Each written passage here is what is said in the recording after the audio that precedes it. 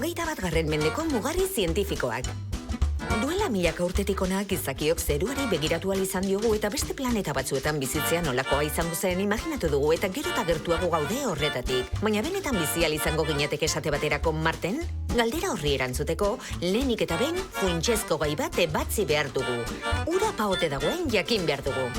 Azalerari begiratzen badiogu erantzuna ezezkoa izango da. Planeta gorria basamortu izoztu bata eta haren batez besteko temperatura 55 gradukoa da 0 azpitik. Baina lehenetzen horrela. Horra hor duela 4.000 milioi urte Martek izan zezakeen itxura. Baina orduan zer gertatu zen bertan? Bere eremu magnetikoa desagertu egin zela. Orduan Marte guzkia izen mende geratu zen. Eta haren atmosferaren zati handi bat deuseztatu zuten haizeok. Atmosfera desagertu zenean presioak behera egin zuen. Eta presioa behar beste jaisten denean, ura askoz ere temperatura apalagoan iragiten hasten da. Hortaz, uraren zati bat lurrundu egin zen. Baina kontuz, beste zati ez baitzen galdu gorantz joan da. Berantz baizik, azalean harrapatuta geratu zen. Eta orain galdera da, bertan aldago oraindik. 2010tik badakigu erantzuna zein den. Eta erantzuna baiezkoa da. Marteko hainbat eremutan zeuden gatzetan ur molekulak aurkitu dituzte.